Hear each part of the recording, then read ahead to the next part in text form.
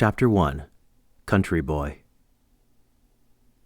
On a warm Saturday morning in the summer of 1946, outside the small rural town of Mart, California, 16-year-old Jimmy Louis Escalle heard the familiar sound of a crop duster's puttering radial engine grow louder as it approached the edge of the neighboring cotton field. Looking up just in time to see the Stearman biplane begin its first pass, he watched in amazement as it dived low, flying no more than a few feet off the ground. After releasing a stream of pesticide from under its wings, the plane then climbed at a steep angle to avoid hitting the power lines strewn across the end of the field. As the plane turned to make its second pass in the opposite direction, Jimmy started yelling, "Hey, over here!" as he frantically waved both his arms in the air, hoping the pilot would see him. He kept motioning to the pilot to look his way, but to no avail. Finally, as the pilot recovered from his third pass down the field, he responded by waggling the plane's wings. He banked his aircraft left, then right, waving back to Jimmy as he came in low over the field again. With a big grin on his face now, Jimmy reached into the right front pocket of his dirty jeans and took out the red bandana he used to wipe the sweat off his forehead. He waved the bandana at the plane, thinking the pilot would see it and fly over to the potato field where he was working alongside his dad. But the plane stayed on course. After the pilot completed a few more runs, he regained altitude, then headed south, presumably to spray another cotton field or return to the airport. Watching the plane slowly fade into the distance, Jimmy, still dreaming of the day when he would get the opportunity to fly an airplane like the Stearman, turned to his dad and said, "I may be a country boy, but someday I'll be the one flying around up there." Frank Escalle had heard this speech before from his oldest boy. He had always encouraged both his boys to follow their dreams, but at the moment he was more concerned about getting the potatoes picked up. So he told Jimmy, "You can fly later. Now go help your brother pick up the potatoes and put them in the sacks."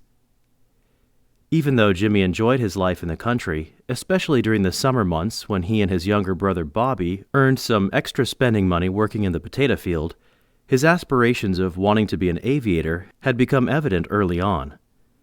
According to his mom, Ednis, Jimmy had been fascinated with anything that flew, whether a bird or something with a motor attached, ever since he was around 5 years old. Along with hanging pictures of military aircraft on his bedroom walls, Jimmy took some of the money he earned working in the potato field and bought wooden model airplanes of the various World War II fighters he saw in some of his magazines. Ednis recalled, "Whenever Jimmy finished putting one of these models together, he always hung it from his bedroom ceiling using pieces of cotton string and then watched it sway as a gentle breeze came through the open bedroom window. As he watched the plane swing back and forth, he liked to pretend he was in the cockpit, flying the plane through various aerial maneuvers." Jimmy's dream of flying would become a reality in less than 10 years, but he wouldn't be flying a Stearman biplane like the crop duster pilot. He would eventually get to fly America's most advanced jet fighter of its time. Instead of flying over the cotton fields of the San Joaquin Valley, spraying chemicals from a Stearman, he would be flying an F-86 Sabre over the rugged hills and treacherous valleys of North Korea, spraying 50 caliber bullets and dropping 1,000-pound bombs.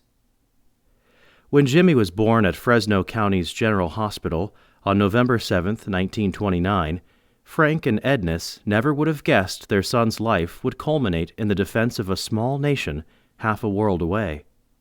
For a while, Frank didn't know if Jimmy was coming into the world at all. Shortly before 3 o'clock in the morning, he paced the floor in the hospital's waiting room. He tugged at the shoulder straps of his faded denim coveralls, wondering when the doctor would tell him the news. Constantly looking at the clock on the wall, not knowing why it was taking so long, he asked the nurse on duty, "Do you have any information on my wife, Ednis?" She told him, "Relax, these things sometimes take longer than expected." But this didn't help Frank in the least. Ednis had been in labor for hours, and he was getting more nervous by the minute. After waiting a few more anxious minutes, Dr. Walter Levin, the doctor in charge at the hospital that morning, came into the waiting room and said, "Congratulations, Frank. You're the father of a healthy baby boy." After a calming sigh, Frank couldn't help but beam with pride after the doctor told him he was the father of a baby boy. After letting this sink in for a while, he realized that he was still a boy himself, being only 19 years old. Ednis was only 16. She was an Arkansas native, having moved to California with her family when she was only an infant. Frank was the son of Alexander Escalle, a French immigrant and farmer who originally came from the southeastern section of France, known as Hautes Alpes, High Alps, a part of the French Alps near the Italian border. Alexander and his wife Marie immigrated to the United States, as many Europeans did in the late 19th century, to live out their idea of the American dream. Having relatives already living in Southern California, Alexander decided to settle in Anaheim, where Frank was eventually born. The other members of the family included Frank's two older brothers, Alfred and Lucien, his younger brother Emile, and his sister Louise, who was the oldest of the 5 children. In 1912, Alexander brought his family north to Alila, a very small farming community about 50 miles south of Fresno in California's San Joaquin Valley. Originally settled in the 1880s and located on the southern edge of Tulare County, Alila thrived from the revenue brought in from the wheat and barley farmers who dry farmed in the outlying areas. Except for a series of fires, years of drought, and crop failures that almost ruined the town and surrounding farms, the only noteworthy event Alila ever saw up to that point occurred on February 6, 1891, when the notorious Dalton Gang held up a Southern Pacific Railroad train a few miles north of town. 2 of their gang members, however, were quickly caught and arrested. A couple of years before Alexander arrived, some Los Angeles real estate entrepreneurs showed up in Alila and started buying large plots of land. When they found the crops in the area usually ripened earlier than other places in the country and were shipped to the markets on the East Coast sooner, they called the town Early Market. In 1916, the name was officially changed to Early Mart. Alexander purchased a small plot of land east of the tiny community and tried his hand at dry farming wheat. This meant he had to depend on regular rainfall for watering the crop. He labored hard on this piece of land for many years until the mid-1920s, when the lack of rain and the fall of wheat prices didn't allow him to keep up with the payments on the property anymore. Having lost his wife to breast cancer in 1917 and Emile in a tragic accident on the farm, he decided to move to Fresno, where Louise and her husband were living at the time. It was Louise who raised the 4 boys after the mother died. His other sons, except Frank, had already left home. While in Fresno, Frank sought out whatever labor jobs he could get. They were fairly abundant, but didn't pay all that much, only about 10 cents an hour, and that was with the good jobs he held. Most of the time the pay was less. Frank finally earned enough, however, to buy a used Ford Model T runabout. Having a car meant more opportunities to find work farther from home, if necessary. Sometimes Frank found jobs near Kingsburg, about 10 miles south of Fresno. On his way home, he always passed a Shell gas station that was owned and operated by a tall, slender man named Jake Rhodes. He and his wife Sarah also managed the motor lodge behind the station. Their house was next to the station, about 80 feet away, and doubled as an office for the lodge. When business was slow, both Jake and Sarah liked to relax in the big Adirondack-style lawn chairs on their front porch, watching the people go by in their cars. If someone happened to pull into the station, they allowed one of their kids to go help the customer. This was usually in the afternoons after they got home from school. On one occasion, Frank pulled into the station to buy some gasoline. One of the girls in the family came running over from the house and asked what he needed. While she was filling his car's tank, he asked what her name was. She said, "Audrey Rhodes, but I prefer to be called by my middle name, Ednis." He then asked, "Do you have a boyfriend?" Frank obviously wasn't shy about anything. If he saw a girl he liked, even after only 5 minutes, he would let her know. She replied, "No, I'm not going out with anyone yet because my parents think I'm still too young." It didn't take long, however, after he made succeeding visits to the gas station, for Ednis to start flirting with him. She thought Frank was just the most handsome guy she ever saw. Although not tall, he had dark, wavy hair and brown eyes. He also had that French charm, as she put it, of figuratively sweet-talking a girl to death. Frank was only 17, and Ednis had barely turned 15 when they decided to get married. Not taking the advice of her parents, who said they ought to wait until they were older, the 2 teenagers went to the local justice of the peace in Fresno.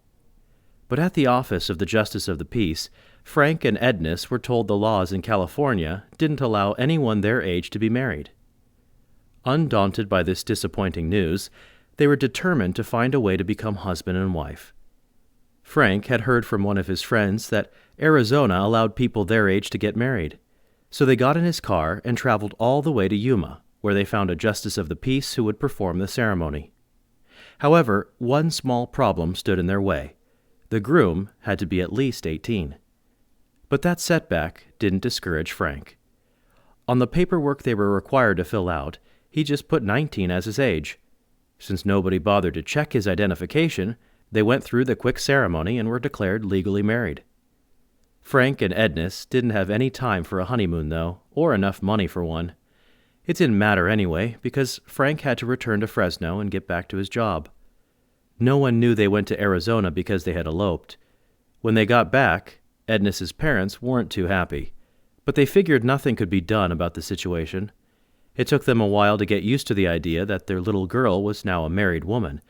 Frank's father, however, was thrilled that his young son found himself a bride. He, too, was married at a young age. After Jimmy was born, Frank knew he needed to find steady employment.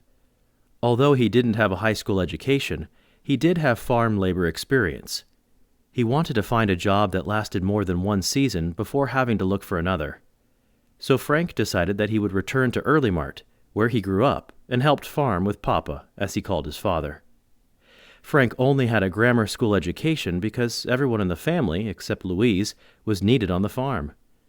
As far as his French-speaking father was concerned, work took priority over any schooling. Alexander also wouldn't allow any of his children to speak English while they were home. He didn't know much English himself and wanted to make sure he understood any conversation that was taking place, either in the house or out in the field. Frank hoped that Jimmy, unlike himself, would graduate from high school, maybe even go to college. But right now, his priority was finding a permanent job. He drove southward down the 2-lane Highway 99 to Early Mart and started his search for something steady. Although the town of Early Mart still hadn't grown much by this time, which was 1930, many square miles of prime farmland surrounded it. Rich in cotton, potatoes, lettuce, cantaloupe, and melons, the diverse fields around Early Mart were quickly growing into one of the major agricultural areas of the San Joaquin Valley. After several days searching around the countryside, trying to find a secure job, Mr. Lester Kiggins, a shrewd businessman and landowner who lived in the Early Mart area, gave Frank the opportunity to work for him. Kiggins owned approximately 640 acres of prime cotton, potatoes, and cantaloupes. This acreage was divided into 4 160-acre parcels, and he offered Frank the job of managing one of these parcels. Frank would be a sharecropper, getting an hourly wage, but also a percentage of whatever profits came from the fields he managed. The work would be year-round, and although he knew little about sharecropping, Frank took the job. He wasn't just thinking about himself this time, but now he had 2 more mouths to feed, and a third would be arriving in the near future. Ednis had become pregnant with their second child. Frank went back to Fresno and told his father he was leaving town and would soon be bringing his family to Early Mart, where he now had stable employment. After accepting Mr. Kiggins' offer, he spent a couple of days looking for a place to live. Since he could only afford to make payments on something simple, he concentrated on finding a house out in the country, which was less expensive at the time than buying one in town. He ended up purchasing a small 2-room house with unpainted wood clapboards on the sides. The house had a tiny kitchen, but didn't have a bathroom. That room was outside, encased in a little house all by itself. Frank called it a beautiful 2-holer and said it was a bargain when considering the fact that many houses outside of town only had a 1-holer. The house wasn't in the best shape overall, but it was home. He hoped Ednis would approve, and wouldn't mind going outside to use the toilet since she never had to do that before. She was more of a city girl and liked modern amenities. Frank knew that Jimmy, though, would enjoy playing outside in this rural home. Not a single blade of grass or even a fenced yard surrounded the house, just dirt in all directions. It wasn't much, but considering that many people across the nation were having hard times ever since the New York stock market crashed a year earlier, Frank was thankful to have a place he could call his own. He went back again to Fresno, packed his car with the few possessions he and Ednis owned, and drove his family to their new home. After living in the house for a while, Ednis seemed to enjoy herself. Of course, being pregnant made it difficult using the outhouse. She didn't complain, though, at least outwardly. Frank was right when he thought little Jimmy would love the outdoors. Although he was only able to crawl around at this point, he enjoyed playing in the dirt, scooping up any insects that ran across his path, and learning the hard way that bugs aren't candy. He always got excited whenever those pesky crows from the fields nearby flew overhead, causing a ruckus as they swooped down onto the power line near the house. It wasn't long before Jimmy was sharing this pleasure with an additional member of his family. On January 19, 1931, Ednis gave birth to her second son. They named him Robert Frank Escalle, but everyone just called him Bobby. He wasn't born in a hospital like Jimmy. He was born right there at the house. A midwife performed the necessary doctoring.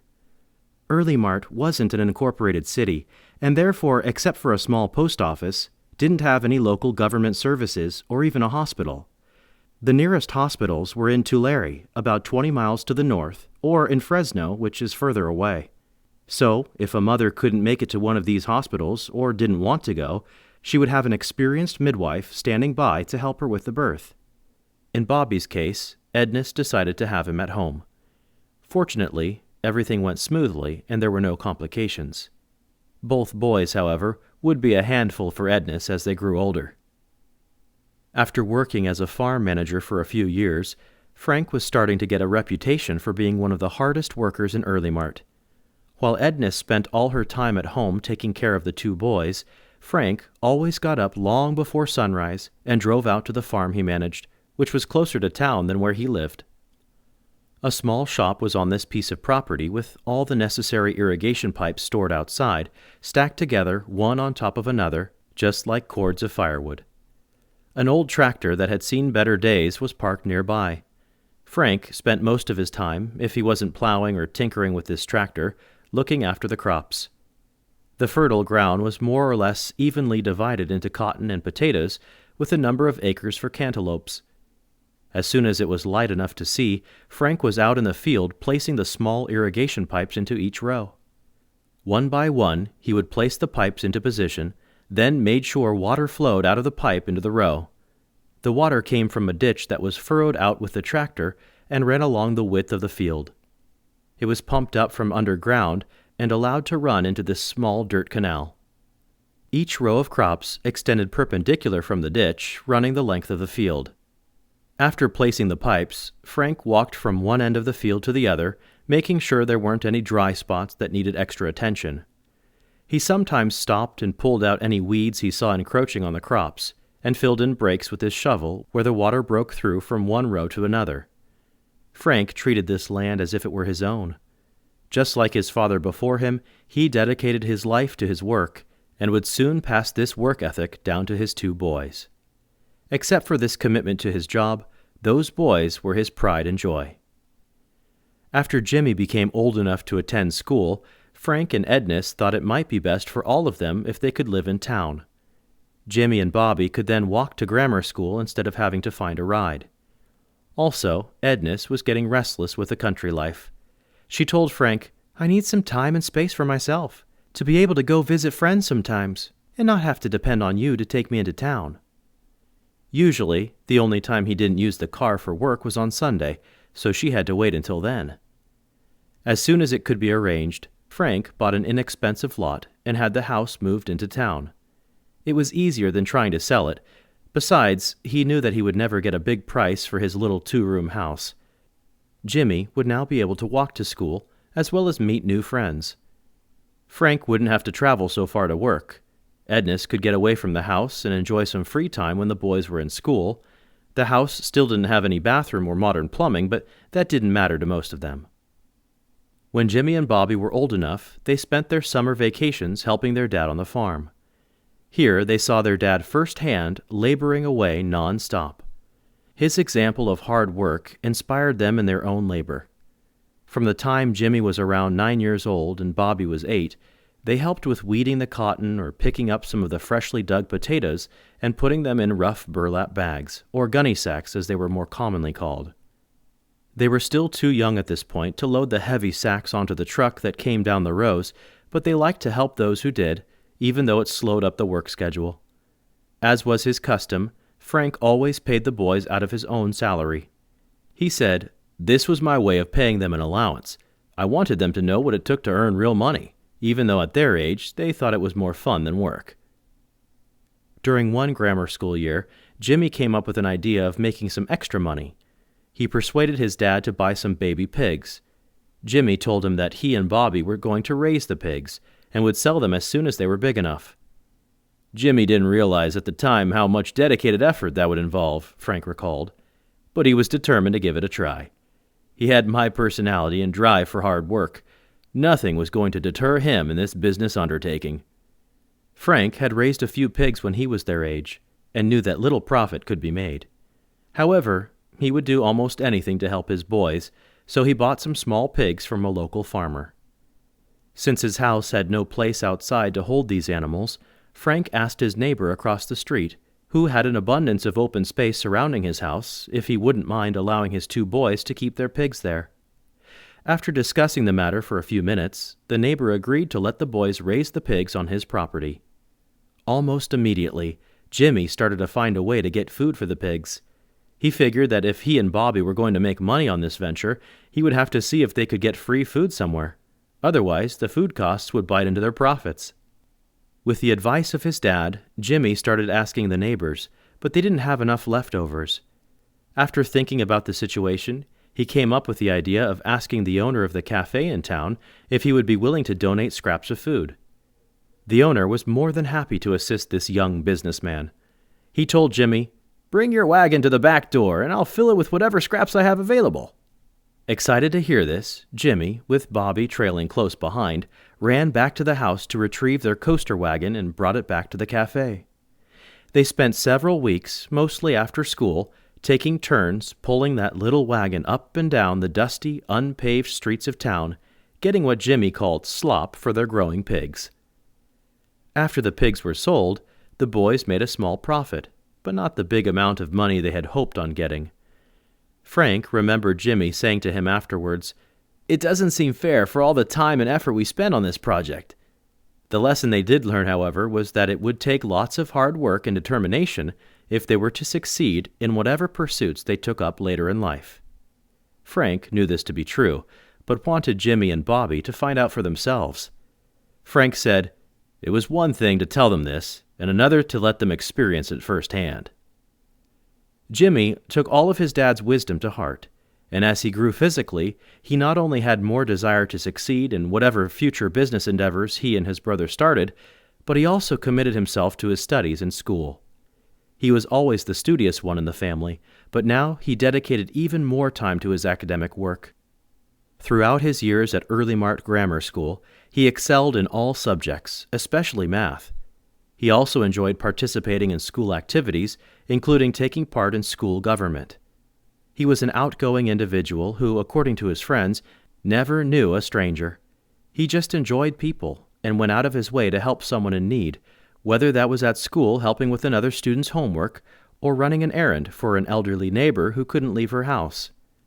Jimmy always had his eye on the future and planned to go to college someday. He knew there was another world waiting for him beyond the fields of Early Mart. In contrast, Bobby didn't care much for school. He was good in a few subjects like math, but he wasn't motivated academically as his older brother was. On many occasions, Jimmy would take him to task on this. "We argued, fought, and regularly got on each other's nerves like most brothers do," Bob recalled.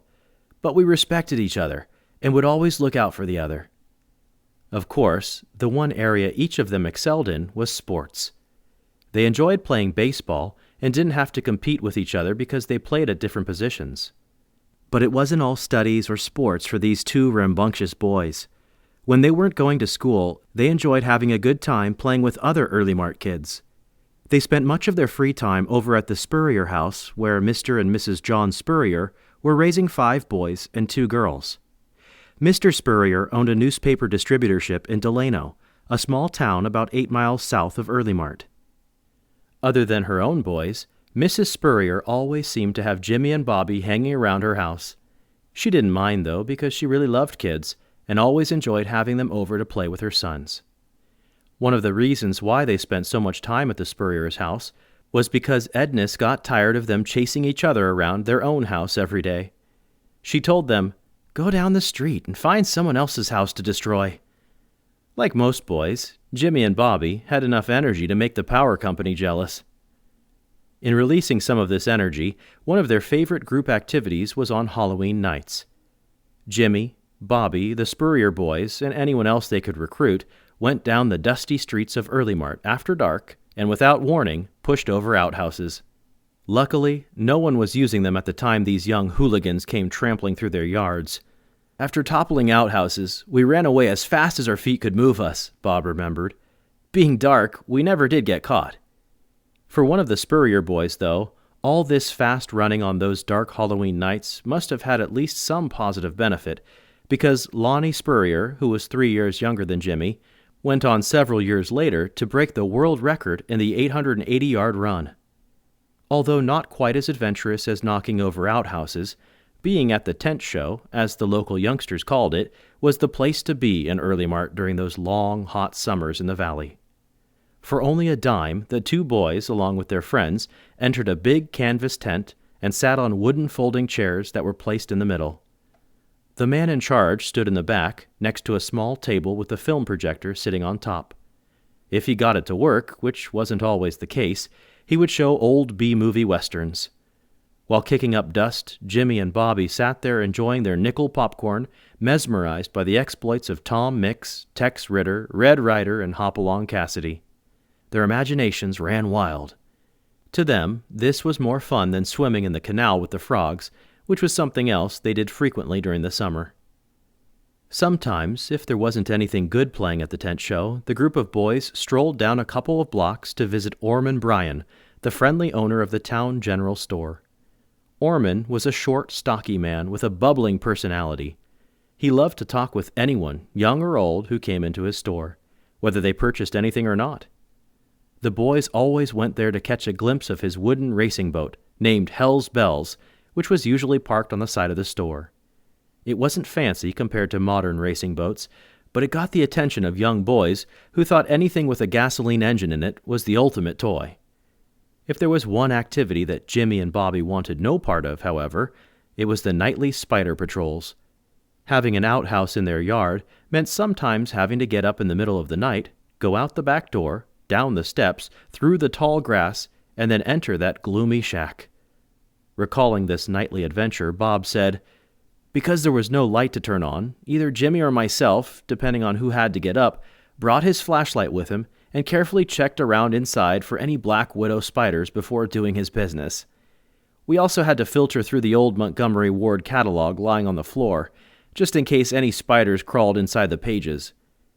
Without having any toilet paper, that old catalog was invaluable when the need arose. Of course, it didn't matter who had to get up in the middle of the night, the other would awaken as well.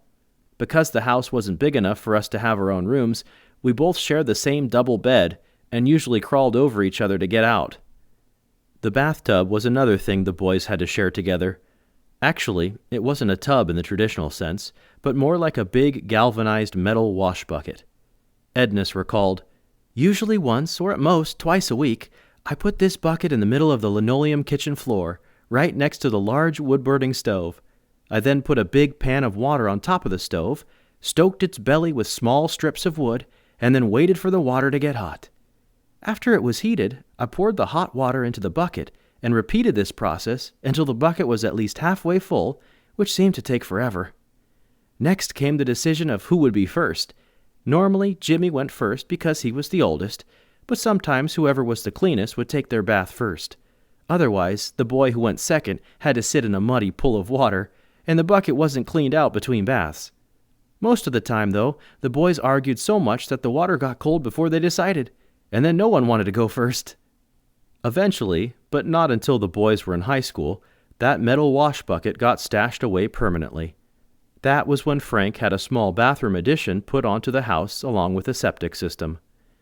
This much-needed addition canceled all those once-a-week baths in a metal wash bucket for good, not to mention the arguments, and it ended those nightly spider patrols forever. The one thing that the whole family didn't mind sharing was nights by the radio.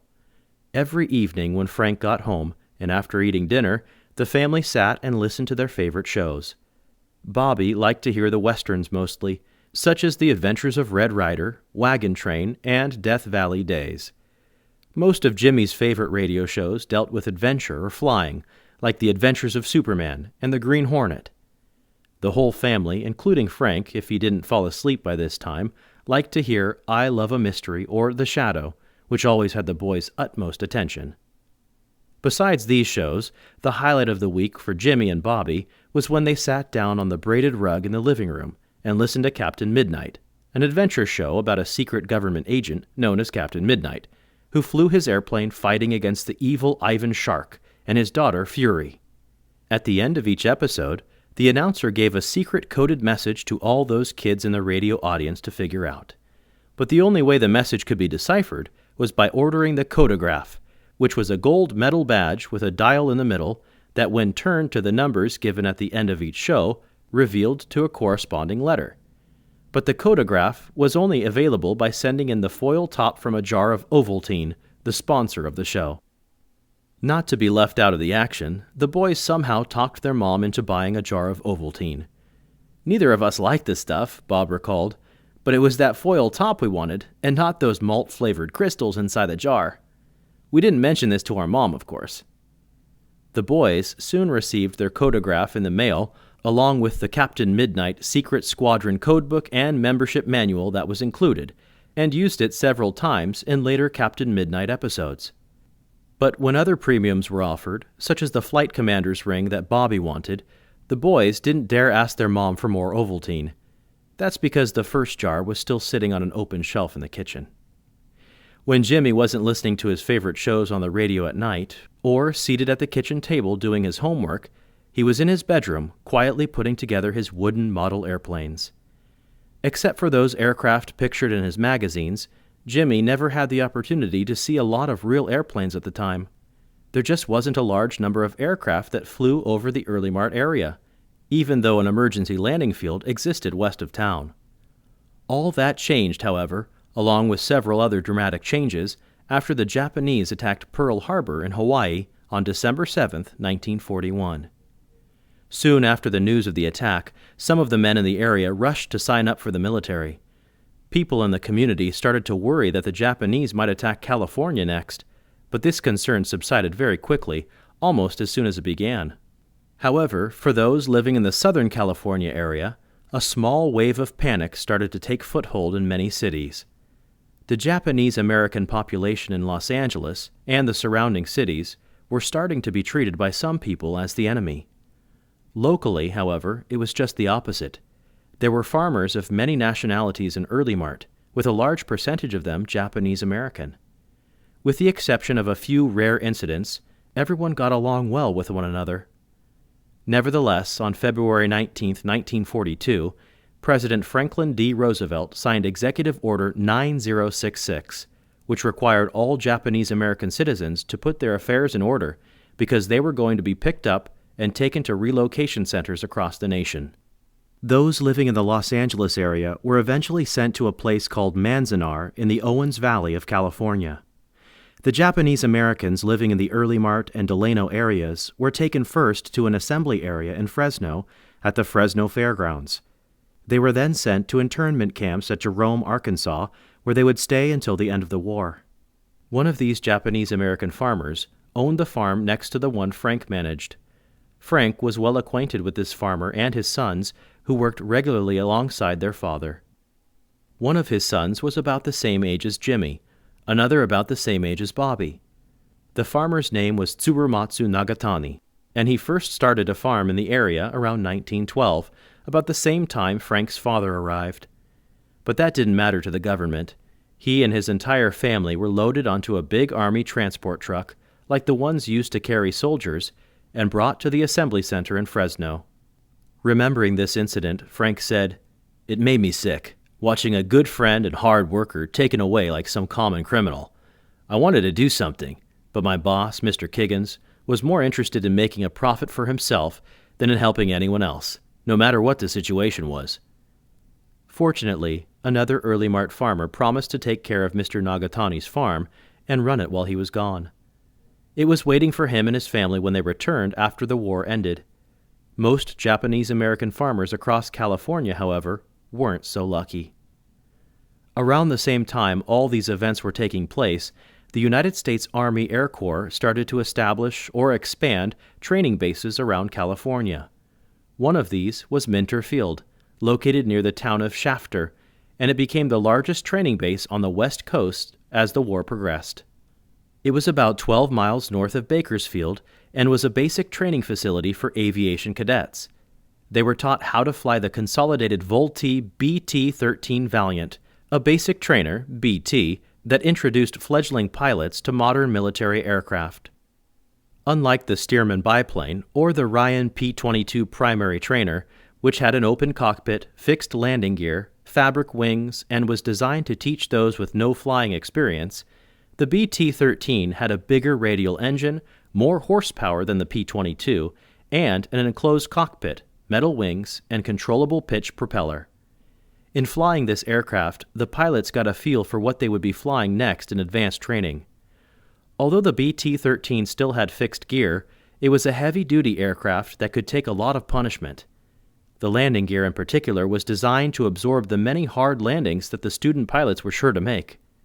After finishing their basic training in the BT-13, nicknamed the Vultee Vibrator because of the loud rattling noise the canopy made during various maneuvers, the student pilots went on to an advanced training base where they got to fly North American Aircraft's AT-6 Texan. This advanced trainer, AT, was similar to the BT-13, but was slightly bigger. It had the size, feel, and flight characteristics of a fighter plane, except with about half the horsepower. It also had retractable landing gear. This was the pilot's last step before flying combat fighter aircraft like the North American P-51 Mustang or Republic's P-47 Thunderbolt, some of America's premier fighters at the time. Whenever he had the opportunity, Frank brought Jimmy and Bobby down to Minter Field to watch these student pilots try to master the BT-13. It was not an easy aircraft for most of the pilots to fly, and the boys especially enjoyed watching them bounce up when trying to land, then doing it again the second and sometimes third time. It was entertaining to watch, recalled Bob. We always laughed hysterically whenever another pilot did his bouncing ball routine as he tried to land his plane. Since we weren't allowed to watch the aircraft right on the base, we watched from the side of a road that ran perpendicular to one of the runways. A chain-link fence separated the property of the base from the road, but we could still get a good view of all the flight activity. As we watched the pilots go through their aerial routines, we stuck our arms straight out from our sides and pretended to be flying with them. Sometimes as we did this, Jimmy and I argued over which one of us would make a better pilot if we ever got the chance to fly. On those days when Frank couldn't make it to Minter Field, he took the boys to Delano. Early in 1943, the small private airport in Delano became known as Delano Satellite Airdrome and fell under jurisdiction of Hammer Field in Fresno. This was a base for the P-61 Black Widow night fighters. Delano's airport became a base for those planes and was used as an auxiliary training field for the cadets flying out of Minter Field. Although Frank didn't make these trips too frequently, the visits made a lasting impression on the boys, as time would tell. The war was still on the minds of early Mart citizens when it came time for Jimmy to graduate from grammar school. His parents were extremely proud of him and of his many accomplishments. Even Bobby had a nice word to say to his older brother before that special day arrived. On the evening of June 10, 1943, with a patriotic fervor emanating throughout this small farming community, the 44 graduates of Early Mart Grammar School took their place in front of the many proud parents, family members, dignitaries, and friends who came to watch them receive their diplomas. The graduation ceremony took place outside the school under the bright lights of the school's baseball field. A 4-tiered bleacher was erected for the graduates to stand on before being called to receive their diploma. In front of this small bleacher, chairs were set up for the principal, school district superintendent, school board members, and Mr. James Thornton, the highly respected teacher who taught this 8th grade class. Each girl wore her finest dress with a beautiful flower corsage pinned to it. The boys all wore neatly pressed light-colored slacks and had on white dress shirts opened at the collar with a bright red carnation boutonniere pinned above the left breast pocket.